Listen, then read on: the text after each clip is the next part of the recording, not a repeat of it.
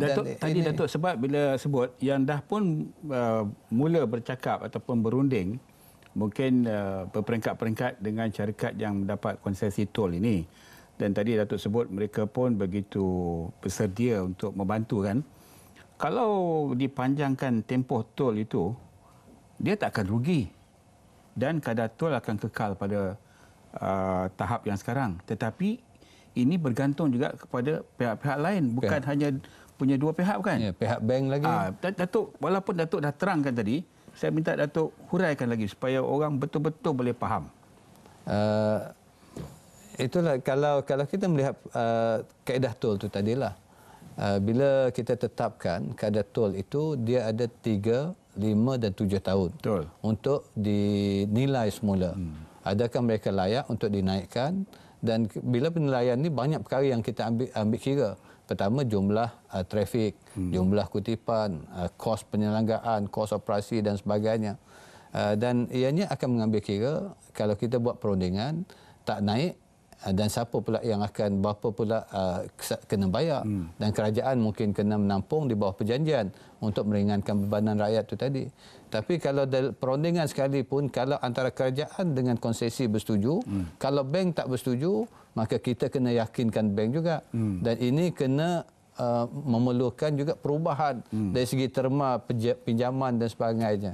Sebab itu ianya memerlukan banyak masa sebenarnya untuk kita perincikan dan membuat perundingan. Datuk, saya tengok kadang-kadang kita ni berada dalam satu dilema ya Datuk ya.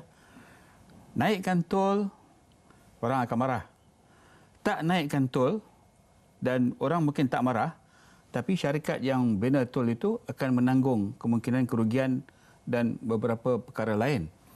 Jadi dalam keadaan begitu Datuk, sebagai menteri yang menjadi penjaga tol ni, di mana agaknya prioriti ataupun keutamaan yang Datuk dan kementerian kena bagi?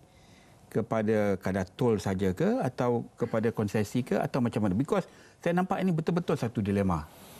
Memang benar. Sebab kalau kita melihat kalau kita tak naik, maka bukan saja kerajaan akan terpaksa membayar bagi pihak rakyat tol tersebut. Tapi orang tak menggunakan tol pun marah. Sebab duit mana yang digunakan oleh kerajaan adalah hasil daripada kutipan keseluruhan hasilan kerajaan akan diagih-agihkan. Termasuklah sebahagian daripadanya akan menggunakan peruntukan mungkin kalau tak bayar tol untuk bagi pihak rakyat tadi, kita boleh gunakan duit itu untuk pembangunan di tempat lain. Jadi sebab itu kita kena imbangi.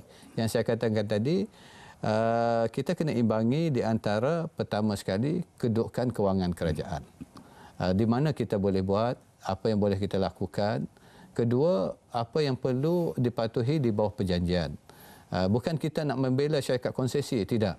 Tapi syarikat konsesi juga di bawah perjanjian mereka ada tanggungan. Sebab bila dia nak buat lebuh raya, dia kena ambil pinjaman. Pinjaman ini perlu dibayar. Dia kena maintainkan jalan ataupun selenggara jalan, memastikan keselesaan pengguna lebuh raya.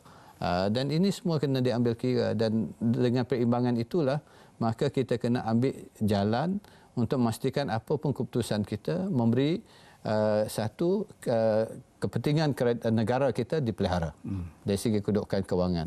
Kedua, pembangunan berterusan dapat dilaksanakan secara seimbang di seluruh negara, mengambil kira semua rakyat kita, keperluan di seluruh negeri, sama ada luar bandar ataupun di bandar sekalipun.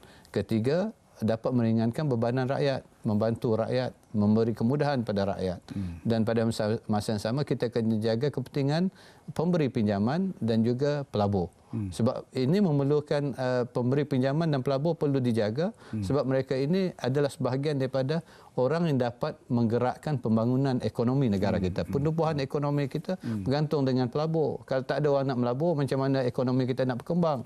Ekonomi tak berkembang, akhirnya tiada pekerjaan untuk rakyat, tiada peluang perniagaan untuk rakyat kita juga. Jadi ini semuanya kena ambil kira. Sebab penswastaan ini salah satunya ialah yang saya yakin bahawa penswastaan ini ialah untuk memberi peluang kepada ekonomi kita berkembang. Bagaimana lebuh raya itu memberi peluang? Satu, pelaburan daripada luar pihak swasta akan membantu meringankan bebanan rakyat. Kedua, memberi peluang dalam construction industry ataupun industri pembinaan. Ada orang jadi kontraktor, ada orang yang jadi pembekal, ada orang memberi hikmat pengangkutan. Semua ini akan memberi chain reaction, kata orang, akan memberi timbal balas ataupun peluang kepada semua pihak menikmati. Datuk, kita pindah sikit. Masih juga bukan direct dengan tol secara langsung, tapi ada kena-mengena. Umpamanya, kalau kita nak pergi ke Kuala Terengganu ataupun Kelantan sekarang ni, banyak jam. Kecuali sekarang ni mungkin yang tahu dia ikut Lebuh Raya Karak, kemudian masuk ke Jerangau Jabor, keluar highway, lepas tu sambung perjalanan. Saya ingat ini satu contoh yang baik, Datuk. Oleh kerana tidak ada tol atau Lebuh Raya tol, perjalanan dulu daripada Kuala Lumpur ke Kuala Terengganu mungkin 10 jam. Separuh orang nak pergi ke Gua Musang, nak pergi Kota Baru ikut jalan Gua Musang 10 jam atau 12 jam. Bila tol Lebuh Raya ni nak siap, Datuk? Saya tak tahan ni pasal nak pergi ke Kuala Terengganu. Lebuh Raya Pantai Timur yang kedua. Jadi maksudkan sebenarnya sebahagian dah pun dibuka. Baru bulan lepas sebenarnya saya dah pergi untuk membuka sebahagian lagi sehingga ke... Tapi belum ada tol kan? Belum. Baru percubaan kan? Percubaan sehinggalah keseluruhan LPT2 itu siap. Dan kita jangkakan keseluruhan LPT2 sehinggalah ke Kemaman untuk berhubung dengan Kelantan itu dijangkakan akan siap hujung tahun ini, insya-Allah. Hujung tahun? Hujung tahun ini, insya-Allah. Itu akan dapat meringankan ataupun mengurangkan tempoh perjalanan untuk pergi ke Pantai Timur, khususnya orang Terengganu ke Kelantan. Tapi pada masa yang sama sekarang ini kerajaan juga menimbangkan untuk membuat apa dikatakan Central Spine, jalan penghubung tengah melalui Pahang, kemudian terus ke Gua Musang.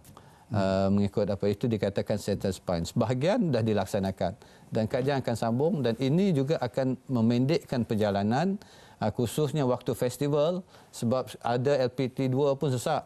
Jadi kita sedar, dan sebab itu kerajaan mengambil kira ini juga sedang merancang untuk membuat jalan pintasan tengah untuk menghubungkan. Jadi maknanya, Datuk, kalau daripada Kuala Lumpur ataupun Johor Bahru nak pergi ke Pantai Timur nanti, akan ada dua pilihan lah. Sebenarnya ada tiga. Satu, Lebuh Raya Pantai Timur kedua. Nanti ada Central Spine. Melalui Perak, ikut Gerik. Pergi itu pun ada pilihan. Semua alternatif. Jadi banyak alternatif. Tapi sebab itu kita kena bandingkan. Kita buat di sini banyak jalan, tapi kita kena ambil kira juga Sabah dan Sarawak. Sebab itu Lebuh Raya di Sarawak itu iaitu Lebuh Raya Pen Borneo, bukan Lebuh Raya lah. Jalan utama Pen Borneo itu juga diberi tumpuan supaya seimbang pembangunan tiga wilayah ini. Kalau tidak, pembangunan negara kita nanti tak seimbang. Jadi antara wilayah ini kalau tak seimbang, macam mana kita nak katakan negara kita adalah sebuah negara maju. Jadi ini perlu diimbangi oleh kerajaan. Cuba Datuk elaborate sikit atau huraikan sikit tentang yang di Sarawak tu, di Sabah Sarawak tu, yang Pen Highway ni tadi. Pasal itu juga ramai orang tertunggu-tunggu bila agak nak lancar, bila nak siap dan sebagainya. Ianya dah mula tahun lepas. Kita dah mulakan perancangan daripada tahun lepas. Sebahagian juga dah dilaksanakan. Sekarang ini kita nak memberi tumpuan jalan memotong sebahagiannya, dan ada sebahagiannya akan dilaksanakan dengan naik taraf daripada 2 lorong sekarang ini jadi 4 lorong. Sebahagian dah pun dilaksanakan. Ada yang dah siap pun tahun lepas dan sentiasa dilaksanakan dari tahun ke tahun. Saya lebih selalu ke Pantai Timur, Datuk, ke Kuala Terengganu dan sebagainya. Jadi jalan itu saya lebih familiar lah. Saya sebenarnya datang ke program ni nak komplain pada Datuk pasal ada jalan-jalan tu berlubang-lubang.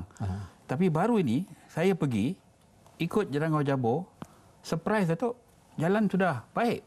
Itu pengendalian daripada kementerian atau daripada negeri? Untuk Lebuh Raya Pantai yang Jerangau Jabor tu. Jerangau Jabor ialah di bawah persekutuan, sebahagiannya saya kira di bawah Lebuh Raya Pantai Timur yang kedua. Kalau Jerangau Jabor itu ada sebahagian disediakan oleh kerajaan negeri, ada sebahagiannya disediakan oleh persekutuan. Jadi sebagai pengguna jalan raya, Datuk, kalau nak pergi jauh-jauh tu, saya ada pilihan sebenarnya. Saya boleh ikut jalan pantai, lalu Kemaman, Cukai, sampailah ke Kuala Terengganu. Mungkin jalan tu jauh sikit, tapi pemandangannya cantik lah. Boleh berhenti minum dekat High Peng umpamanya ya. Tapi kalau nak cepat, kena ikut jalan lebuh raya kedua ni. Lebuh raya Pantai Timur yang kedua. LPT 2 dinamakan. Jadi yang ini, Datuk, agaknya tol dia berapa nanti? Kita belum putuskan lagi. Tapi akan ada tol lah. Wallahu alam. Ianya akan diputuskan bila sampai tempohnya, tapi yang lebih utama saya kira rakyat kita kena menyedari bahawa di bawah Kementerian Kerja Raya kita, tanggungjawab kita ada beberapa perkara. Pertama ialah jalan raya. Kedua, lebuh raya betul. Ketiga, untuk melihat pada jambatan-jambatan kita. Ketiga ialah cerun-cerun dan pentadbiran semua bangunan kerajaan ditadbirkan dengan sebaiknya. Sama ada segi pembinaan ataupun maintenance atau penyelenggaraan. Tapi kalau dalam konteks jalan tersebut, bayangkan dari dulu sampai sekarang, jalan persekutuan di peringkat Semenanjung ini khususnya, dah bertambah baik sebenarnya. Ada tempat 2 lorong, 4 lorong, ada 6 lorong pun ada jalan-jalan persekutuan. Dan sebab itu kita banyak pilihan sebenarnya untuk ikuti mana jalan yang kita nak gunakan. Yang lebih penting, apa sekali keputusan rakyat, gunakan jalan ini dengan sebaik mungkin. Dengan mengambil kira nasihat daripada lembaga lebuh raya, daripada apa semua, kita memberi pandangan dan nasihat kepada rakyat kita apakah jalan yang terbaik. Apatah lagi sekarang ni dah ada GPS, akan menentukan tempoh masa pun kita tahu yang mana yang paling dekat, paling cepat dan sebagainya. Tapi akhirnya rakyatlah putuskan sebab kerajaan menyediakan keseluruhannya untuk rakyat juga. Mungkin Datuk dah bagi nasihat lah, macam yang Datuk sebut tu, yang berguna tu dengan pengguna jalan raya tu kena guna dengan baik lah. Tapi dengan kadar kereta yang berdaftar tu semakin lama semakin ramai, semakin banyak, dan orang yang mendapat lesen pun semakin lama semakin ramai, minta Datuk bagi sedikit pandangan tentang keselamatan bila menggunakan jalan raya. Pasal bila kita masuk je jalan raya tu, masuk aja lebuh raya, Datuk, kadang kita dah tak nampak had laju tu. Kita mesti nak lari dah. Itu sebahagian daripada kalau kita melihat bahawa lebuh raya ini sebab jalannya lurus, jalannya besar. Jadi persepsi rakyat ialah jalan ini amat baik. Jadi inilah menunjukkan bahawa bukan saja perkembangan kedudukan ekonomi kita bertambah baik, sebab itu makin ramai yang mampu membeli kereta. Dan ini menunjukkan bahawa baik untuk negara kita, tapi pada masa sama kita kena patuhilah segala peraturan, perundangan yang sedia ada untuk keselamatan diri kita dan juga keselamatan pengguna-pengguna di lebuh raya dan jalan raya yang lain.